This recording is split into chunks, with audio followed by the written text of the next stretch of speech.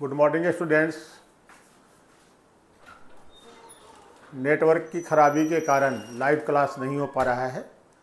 7 question है economy को, हम लोग डिस्कस कर लेते हैं, फिर आपको वीडियो अवेलेबल हो जाएगा।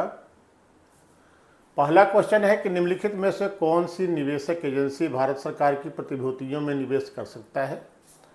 तो निवेश करने वालों में आरबीआई भी है। आरबीआई भी भारत सरकार की प्रतिभूतियों में निवेश करता है।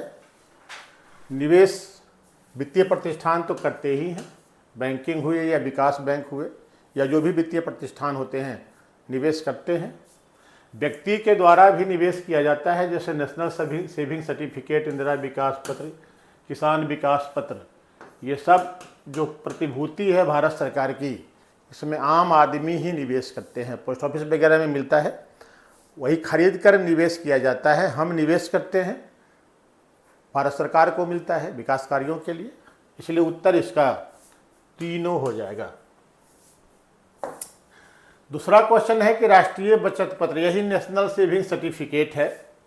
इसी नेशनल सेविंग सर्टिफिकेट जिसमें आम आदमी निवेश करते हैं, बिक्री से प्राप्त हुई राशि भारत सरकार के किस खाते में जमा होती है। सरकार के आय के 6 स्रोत हैं, है ना। जैसे राजस्व में 2 है, राजस्वगत जो आय हैं भारत सरकार के या राज्य सरकार के जो भी होते हैं 2 होते हैं। एक करों से होने वाली आय और दूसरा गैर कर से होने वाली आय होती है। कर से होने वाली आय में सभी प्रत्यक्ष और अप्रत्यक्ष कर शामिल होते हैं।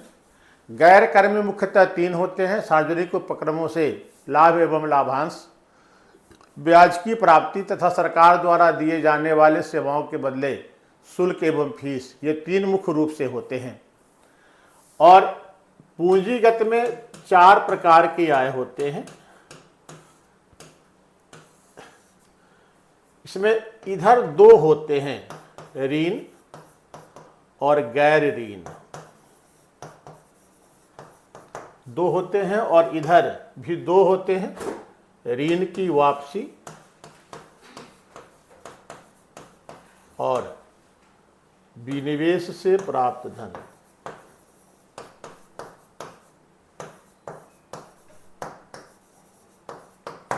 या विनिवेश से प्राप्त आय, जो भी है, आय के स्रोत ही देख रहे हैं।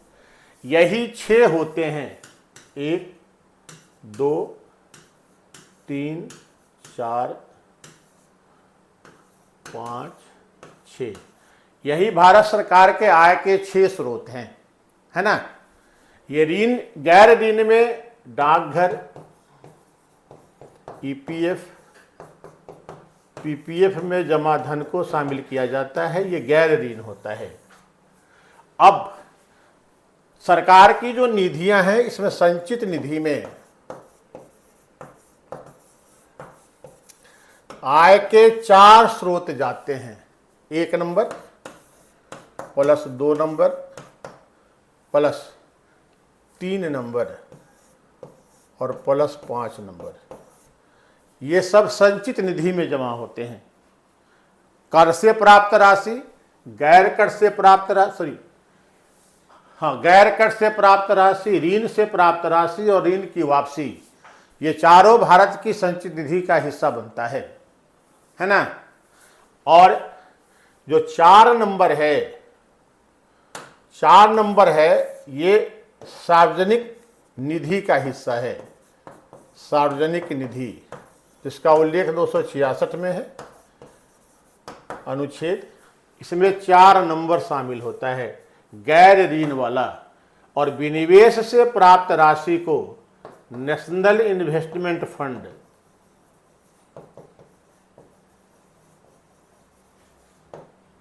फंड में जमा होता है। ये फंड 2005 में बना है, 2007 से काम कर रहा है। विनिवेश से प्राप्त धनराशि को जमा करने के लिए ही और बेहतर उपयोग सुनिश्चित करने के लिए ही नीफ का गठन हुआ है, नेशनल इन्वेस्टमेंट फंड का। इसमें जो भी धनराशि जमा होती है उसका 75% शिक्षा और स्वास्थ्य पर व्यय किया जाता है। शेष 25% का इन्वेस्टमेंट सार्वजनिक क्षेत्र की इकाइयों में किया जाता है। यही इसका हिसाब है। यूटीआई, एसबीआई और एलआईसी 3 कंपनियां हैं, 3 एजेंसियां हैं जो इस फंड का मैनेजमेंट करती हैं। ठीक है, किसी दिन इस पर चर्चा करेंगे। आज इतना ही जान लेते हैं कि यही फंड, यही भारत सरकार के आय के स्रोत हैं 6। इसमें से 4 संचित निधि में जाती है, कर से प्राप्त राशि, गैर कर से प्राप्त राशि, ऋण के रूप में प्राप्त राशि, और ऋण जो भारत सरकार वित्तीय संस्थानों या राज्यों या अन्य देशों को देती है, उस जो वापस होता है वो भी भारत की संचित निधि का ही हिस्सा होता है। गैर ऋण की राशि में सरकार की भूमिका एक ट्रस्टी की होती है जो उस पैसे को लेती है, विकास कार्यों में लगाती है, और ये सार्वजनिक लेखा समिति का या निधि का हिस्सा होता है। तो इसका उत्तर होगा भारत का सार्वजनिक निधि। इसी में यह जमा होता है। विनिवेश से प्राप्त धन नेशनल इन्वेस्टमेंट फंड, राष्ट्रीय निवेश कोष में जमा होता है। इस कोष का गठन 2005 में हुआ है, 2007 से काम कर रहा है। ठीक है ना। तीसरा, किसी क्षेत्र में किसानों को सर्वाधिक ऋण किसके द्वारा दिया जाता है? कौन एजेंसी देती है? सबसे ज्यादा ऋण नाबार्ड सीधे किसानों को ऋण नहीं देती है, विकास बैंक है।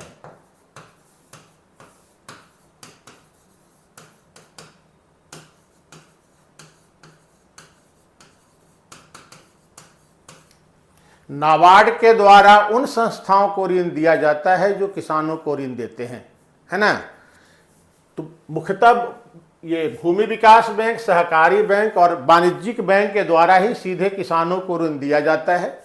इस वाणिज्यिक बैंक में क्षेत्रीय ग्रामीण बैंक भी शामिल होते हैं। दोनों मिलाकर ही वाणिज्यिक बैंक लिखा जाता है, यानी आरआरबी। बिहार में 2 आरआरबी हैं, उत्तर बिहार और दक्षिण बिहार क्षेत्रीय बैंक। तो ये पूरा है जो टोटल ऋण दिया जाता है किसी क्षेत्र में, उसका 71% वाणिज्यिक बैंक देते हैं।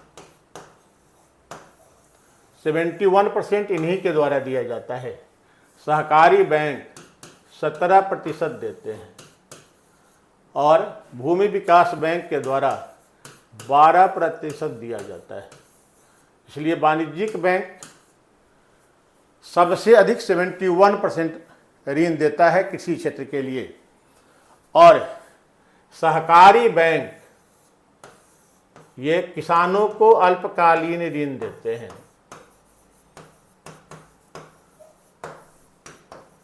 ये भी क्वेश्चन बनता है। अल्पकालीन ऋण अवधि 15 माह तक। देखते होंगे गांव के स्तर पे होता है पैक्स के द्वारा ही दिया जाता है। इसकी संरचना जो है, राज्य सहकारी बैंक होते हैं, जिला सहकारी बैंक होते हैं और पैक्स होता है। राज्य सहकारी बैंक धन उपलब्ध कराता है जिला सहकारी बैंक को, जिला सहकारी बैंक पैक्स को देते हैं धन, ताकि किसानों के अल्पकालीन ऋण आवश्यकताओं को पूरा किया जा सके। तो ये अल्पकालीन ऋण देते हैं, जबकि भूमि विकास बैंक के द्वारा किसानों को दीर्घकालीन ऋण दिया जाता है।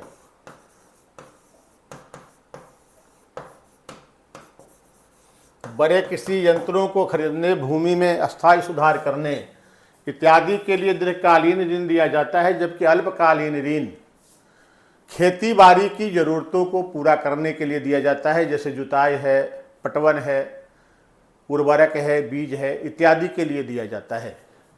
तो ऐसे सबसे अधिक ऋण वाणिज्यिक बैंक देते हैं। 5 संस्थाएं हैं किसी क्षेत्र में साख देने के लिए।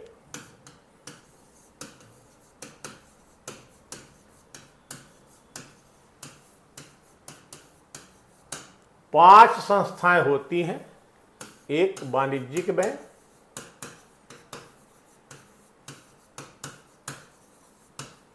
दूसरा सहकारी बैंक, तीसरा भूमि विकास बैंक,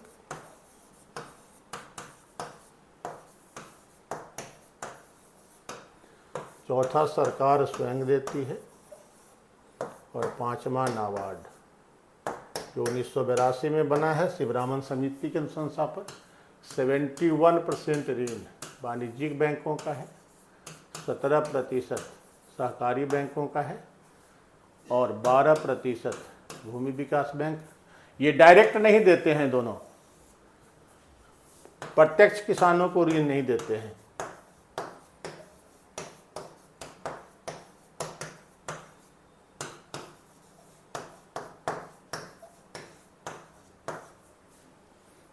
वाणिज्यिक बैंक तो लगता है कि सब प्रकार का देता है, लेकिन बेसिकली ये अल्पकालीन देंगे सहकारी बैंक, और भूमि विकास बैंक दीर्घकालीन,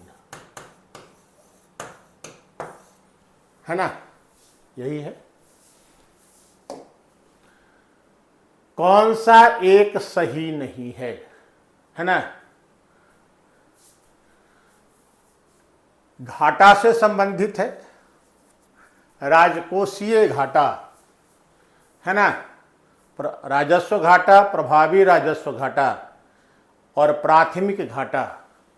राजस्व घाटा सरकार का कुल उधार होता है ना, टोटल उधार, कुल उधार ही होता है। तो कुल व्यय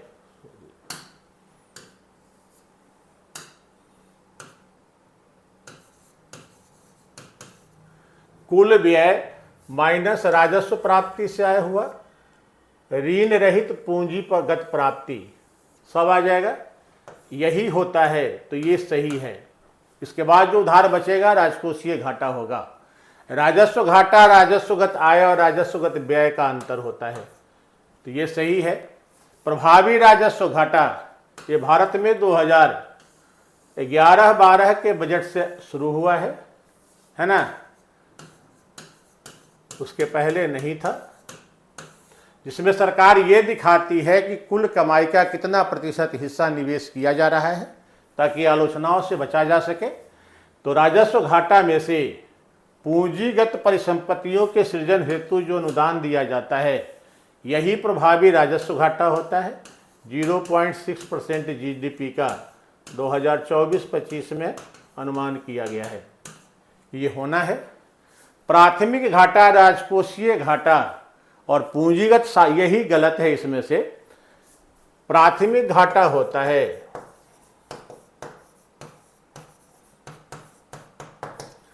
राजकोषीय घाटा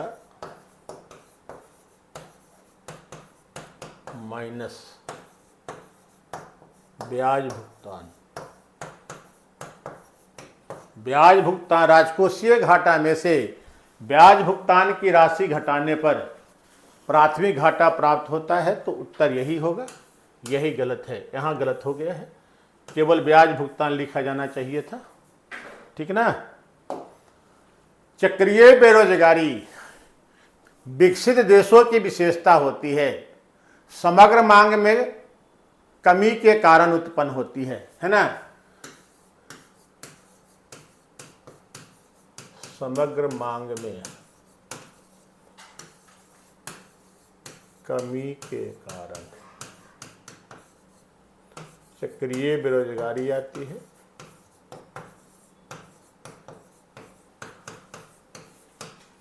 ना।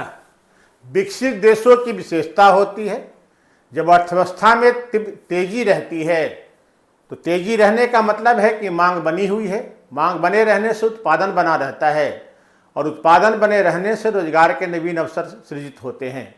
लेकिन अगर मंदी का दौर आ जाता है तो मांग घट जाती है, मांग घटने के कारण उत्पादन भी घटाना पड़ता है, जिससे कि लोगों के हाथ से रोजगार निकल जाते हैं, बेरोजगारी बढ़ जाती है। इसी को चक्रीय बेरोजगारी कहा जाता है। फिर मंदी से निपटने के लिए प्रयास किए जाते हैं और उस प्रयास में सफलता मिलते ही अर्थव्यवस्था में फिर से तेजी आ जाती है, मांग फिर से अच्छी हो जाती है, तगड़ी हो जाती है और लोगों को रोजगार मिलने लगता है। इसलिए चक्रीय बेरोजगारी अस्थायी बेरोजगारी होती है।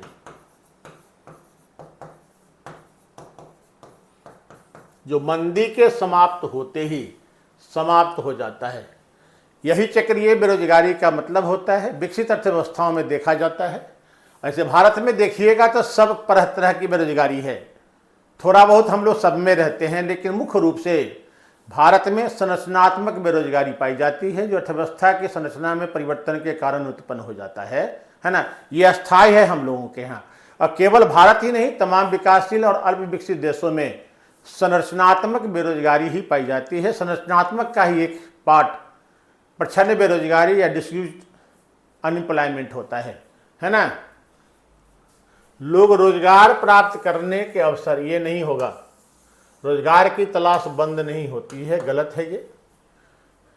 देखो बी होगा, यहाँ बी छूट गया है। बेरोजगारी जो अवसाद एवं मंदी के समय उत्पन्न होता है, मंदी ही इसका कारण होता है, क्योंकि मांग गिर जाती है, जिसके कारण उत्पादन को घटाना पड़ता है और लोग बेरोजगार होते जाते हैं। तो इसका उत्तर यही होगा। वह भाग जो श्रम बाजार की सामान, ये संरचनात्मक बेरोजगारी है ना।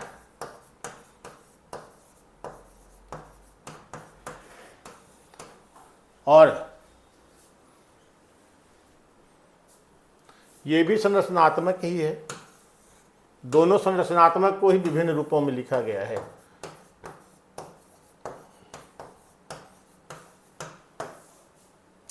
तो संरचनात्मक बेरोजगारी जो होती है,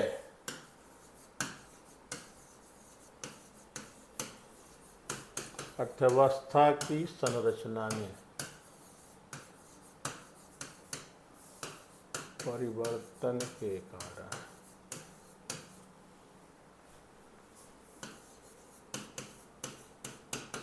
उत्पन्न बेरोजगारी।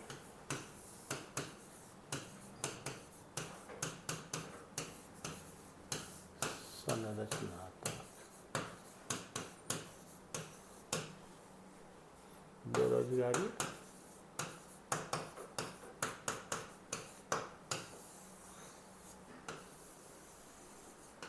भारत एवं अन्य विकासशील एवं अल्प विकसित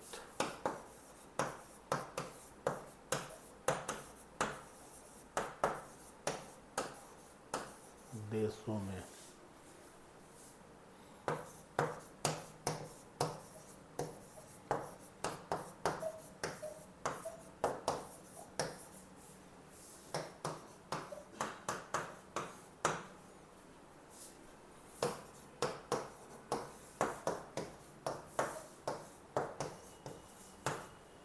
ठीक है। संरचनात्मक बेरोजगारी ही है अपने यहाँ भी। मुद्रास्फीति के संदर्भ में निम्नलिखित कथनों पर विचार कीजिए। मुद्रास्फीति का सामान्य अर्थ बोलचाल की भाषा में वस्तुओं एवं सेवाओं की कीमत का बढ़ जाना, यानी महंगाई हो जाना, महंगा हो जाना। महंगाई को ही मुद्रास्फीति कहा जाता है। तो मुद्रास्फीति कीमतों के सामान्य स्तर में वृद्धि है ना, सही है। अगर किसी एक वस्तु और सेवा के दाम बढ़ जाए तो यह भी सही है। लॉट में ही बढ़ता है तो यह भी सही है। और मुद्रास्फीति दर को मूल्य सूचकांक के आधार पर मापा जाता है। दो मूल्य सूचकांक हैं, एक थोक है, दूसरा उपभोक्ता या खुदरा होता है ना। दोनों के आधार पर मापा जाता है, तो ये भी सही है। यानी तीनों कथन इसका सही है। खुदरा या उपभोक्ता होता है, थोक मूल्य सूचकांक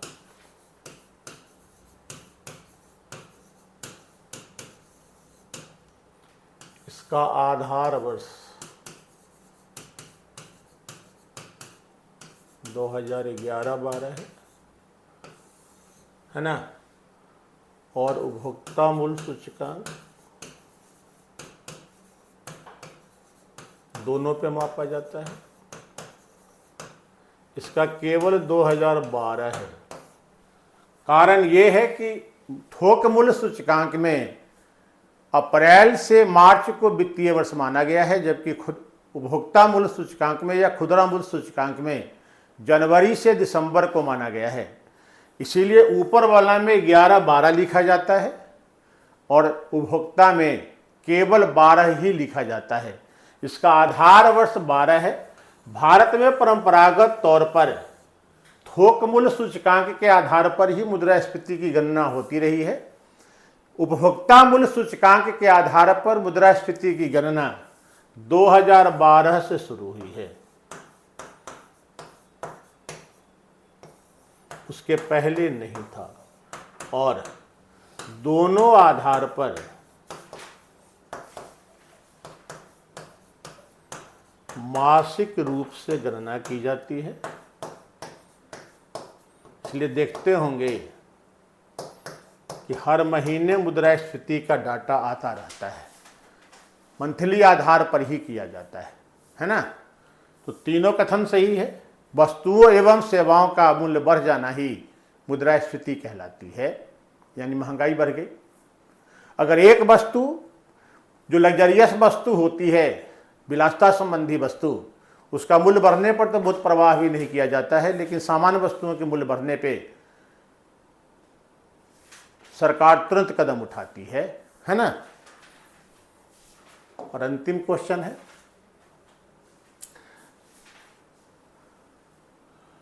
ये नेशनल इनकम से है। चालू कीमत पर राष्ट्रीय आय। चालू कीमत का मतलब हुआ वर्तमान वित्तीय वर्ष की कीमत, ये चालू कीमत कहा जाता है। एक सही है ये, है ना। गलत चुनना है आपको। चालू कीमत पर राष्ट्रीय आय की गणना को मौद्रिक राष्ट्रीय आय, नॉमिनल नेशनल इनकम कहा जाता है। ये कथन सही है। और अगर आधार वर्ष के आधार पर राष्ट्रीय आय की गणना करते हैं तब वो रियल कहलाता है, वास्तविक कहलाता है ना। बंद अर्थव्यवस्था में जीडीपी और जीएनपी बराबर होता है। जब हम लोग जीएनपी निकालते हैं, कैसे निकालते हैं? GDP plus X minus M, है ना। जब बंद अर्थव्यवस्था होगी तब क्या होगा? एक्स भी 0 होगा और एम भी 0 होगा, तब जीएनपी जीडीपी के बराबर होगा, है ना। तो बंद अर्थव्यवस्था में बराबर होता है, ये कथन भी सही है। सकल घरेलू उत्पाद में विदेशों से प्राप्त शुद्ध आय को जोड़कर जीएनपी निकालते हैं, है ना। शुद्ध आय यही हुआ विदेशों से प्राप्त एक्स माइनस एम, है ना। तो जीएनपी निकालने के लिए क्या करते हैं? GDP plus X minus M, यानी विदेशों से प्राप्त शुद्ध आय, है ना। तो ये कथन भी सही है। सकल राष्ट्रीय उत्पाद में मूल्य ह्रास को जोड़कर, यही गलत दिख रहा है, नेट नेशनल प्रोडक्ट एनएनपी निकाला जाता है। ये जोड़कर नहीं होगा, घटाकर होगा, है ना। यानी NNP equal to GNP minus मूल्य ह्रास होता है। घटाएंगे, जो पूंजीगत साधनों में ह्रास होता है, क्षय होता है, उसे घटाकर एनएनपी निकाला जाता है, नहीं। यानी जीडीपी क्या होता है? Total production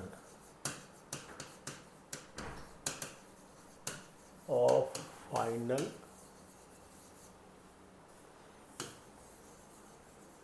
goods and services,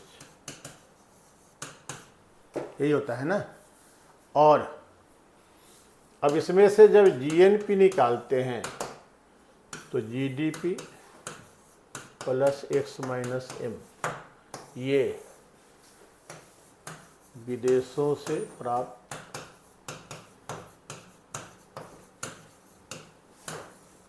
शुद्ध आय होगा ना। और इससे एनएनपी निकालते हैं, जीएनपी माइनस मूल्यह्रास डिप्रीसिएशन, है ना। माइनस होगा, प्लस नहीं होगा, है ना। वहाँ जोड़कर लिखा हुआ है, वही गलत हो गया। और एनएनपी की गणना जब फैक्टर कॉस्ट पर करते हैं, यानी एनएनपी एट फैक्टर कॉस्ट,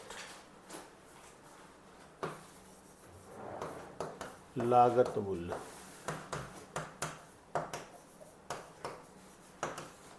क्या होता है, तो यही नेशनल इनकम होता है। ऐसे मार्केट प्राइस पर भी किया जाता है, लेकिन सबसे शुद्धतम रूप जो होता है फैक्टर कॉस्ट पर ही होगा। तो यही 7 क्वेश्चन थे।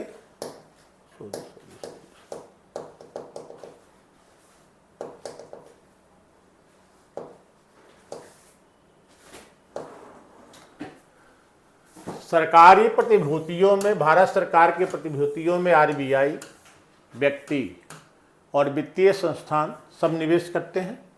तो उत्तर यही हो जाएगा, 1 2 3 तीनों होगा। दूसरा, राष्ट्रीय बचत पत्र प्राप्त जो होता है, धनराशि सरकार को प्राप्त होती है, वो गैर ऋण के रूप में होती है, और गैर ऋण के रूप में प्राप्त धनराशि को सार्वजनिक लेखा निधि में जमा किया जाता है। तो भारत का सार्वजनिक लेखा ये पब्लिक फंड में जाता है, पब्लिक फंड का हिस्सा होता है।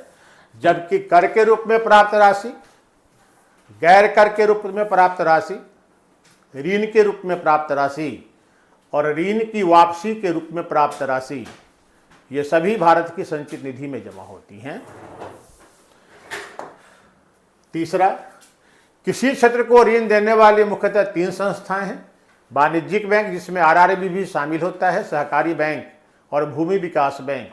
इसमें सबसे अधिक 71% ऋण वाणिज्यिक बैंक देते हैं, 17% सहकारी बैंक देते हैं और 12% भूमि विकास बैंक देते हैं। सहकारी बैंक के द्वारा कृषि क्षेत्र में अल्पकालीन और भूमि विकास बैंक के द्वारा दीर्घकालीन ऋण दिया जाता है।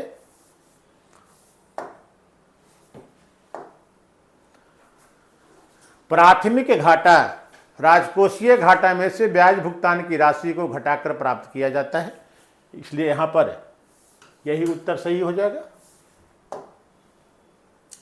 चक्रीय बेरोजगारी मंदी एवं अवसाद के कारण उत्पन्न होता है, जब अर्थव्यवस्था में मांग घट जाती है। मांग के घटने से उत्पादन घटता है, उत्पादन घटने के कारण लोगों का काम छूट जाता है, बेरोजगार हो जाते हैं। जब मांग फिर से ठीक हो जाता है तो ये बेरोजगारी समाप्त हो जाती है। इसलिए चक्रीय बेरोजगारी अल्पकालीन होती है, अस्थायी होती है और सामान्यतः विकसित अर्थव्यवस्थाओं में पाई जाती है। मुद्रास्फीति के कारण सामान्य कीमत स्तरों में वृद्धि होती है। किसी एक वस्तु या सेवा का मूल्य बढ़ जाने से मुद्रास्फीति नहीं होता है।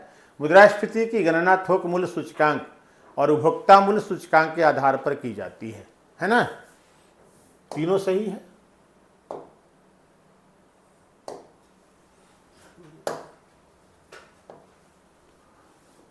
चालू कीमत पर राष्ट्रीय आय की गणना को नॉमिनल नेशनल इनकम कहा जाता है। बंद क्लोज्ड इकोनॉमी में जीडीपी जीएनपी के बराबर होता है।